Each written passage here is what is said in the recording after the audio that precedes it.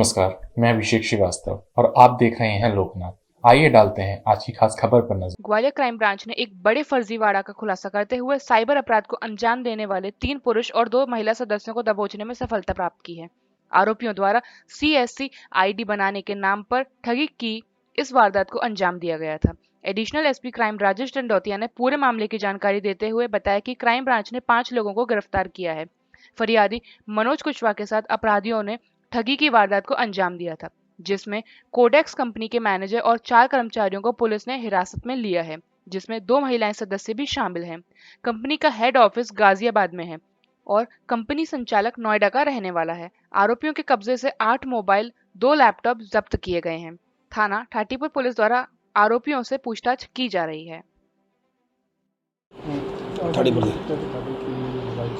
ये थाटीपुर में एक साइबर ठगी के मामला सामने आया था, जिसमें कि लगातार जो मुरार की टीम और थाना थाटीपुर की टीम सीएसपी विनायक शुक्ला के नेतृत्व में टीआई विनय शर्मा के नेतृत्व में लगातार काम करती रही। और इसमें बगड़ापुर निवासी ने फरियादी ने सूचना दी थी कि इस तरह उसके साथ एक ठगी हुई है।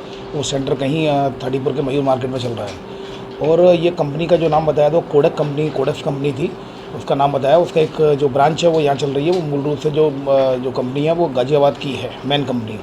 तो इस पर से इस फरियादी की रिपोर्ट पर से इसमें तत्काल इसमें कार्रवाई की गई और इसमें वहाँ पहुँचकर मयूर मार्केट स्थित पहुँचकर वो कोडेक्स कंपनी के जो ब्रांच ऑफिस था उसमें 5 कर्मचारी कार्य करते हुए पाए गए, जिसमें 2 कर्मचारी गाजियाबाद के थे, एक महिला जबलपुर की थी, एक गाजियाबाद की थी और 2 लोग यहाँ ग्वालियर के होना पाए गए। तो कुल एक मंडला की जबलपुर मंडला की थी एक महिला, 2 गाजियाबाद के थे, बाकी 2 लोकल के थे। कुल मिलाकर 5 लोगों को हिरासत में लिया। जब पूछताछ की गई तो उनके द्वारा ये बताया गया कि वो एक ठगी का काम कर रहे हैं। ये बेसिकली जिस तरह MP ऑनलाइन गवर्नमेंट पोर्टल होता है, उसी तरह जो CSC इनके द्वारा कॉमन सर्विस सेंटर नाम का एक पोर्टल बनाया गया, जो प्राइवेट पोर्टल है और जो कि ID बनाने का झांसा देता था। इनके द्वारा कस्टमरों को फ़ोन किया जाता था अपने कॉल सेंटर से कि हम आपकी ID बनाएंगे और उसकी फिर रजिस्ट्रेशन फ़ीस के नाम पर 3500 रुपये चार्ज लेते थे। फिर ट्रेनिंग के नाम पर, इसके अलावा प्रोसेसिंग फ़ीस के नाम पर अन्य कई चार्जेज इनके द्वारा लिए गए। कुल मिलाकर इस व्यक्ति के साथ 50,000 रुपये से ज़्यादा की ठगी की गई और उन्होंने एक्सेप्ट कर लिया गया। फिर उनको जो रिकॉर्ड दिखाया गया, उनके द्वारा पूछताछ में बताया कि लगभग 200 लोगों के साथ उनके द्वारा भी ठगी की गई है और जो कि मध्य प्रदेश ही नहीं बल्कि झारखंड, बिहार, उड़ीसा, राजस्थान, अन्य स्टेटों में भी इनके द्वारा कस्टमरों की ID बनाने के नाम पर उनके साथ धोखाधड़ी की है। और फरियादी के द्वारा ये भी बताया गया था कि जब पैसा पूरा जमा करा लिया गया, उस और पैसों की लगातार मांग करते रहे, वो ID मेरी बनाई नहीं, तब मुझे शक हुआ कि ये फ्रॉड का मामला है। तो मैं चूँकि इलेक्ट्रॉनिक मीडिया के माध्यम से कहना चाहूँगा, कभी भी कोई अगर रजिस्ट्रेशन फ़ीस के नाम पर, प्रोसेसिंग फ़ीस के नाम पर अगर आपसे पैसा लेता है तो आप उसको वेरीफाई करें, ऑथेंटिक वेबसाइट पर जाएँ। CST जो है, जब ये पता चला है कोडेक्स कंपनी जो है उसका कहीं कोई भी एफिलिएशन किसी मेन कंपनी से नहीं है, अभी तक इस जाँच में ये आया है।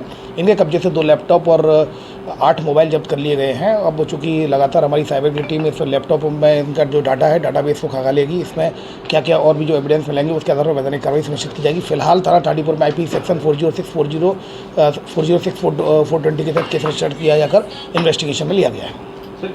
देखिए, जिस तरह से आप उसमें आधार कार्ड है और आपको जैसे कोई किसी भी मतलब नौकरी के लिए अगर आपको ऑनलाइन फॉर्म भरना है या फिर कोई आपको रिचार्ज करना है, ये बेसिकली उसके लिए ID बनती है। जैसे MP ऑनलाइन में आपकी ID बनती है, पर वो गवर्नमेंट पोर्टल होता है, ये प्राइवेट पोर्टल है और अपनी ID बनाने के नाम पर धोखाधड़ी ये झांसा उनको दे रहे थे। ऐसे ही इन्फॉर्मेटिव प्रोग्राम्स को देखने के लिए आप हमारे YouTube चैनल को सब्सक्राइब करें। साथ ही आप हमारे Facebook पेज व अन्य सोशल मीडिया के प्लेटफॉर्म से भी जुड़ सकते हैं।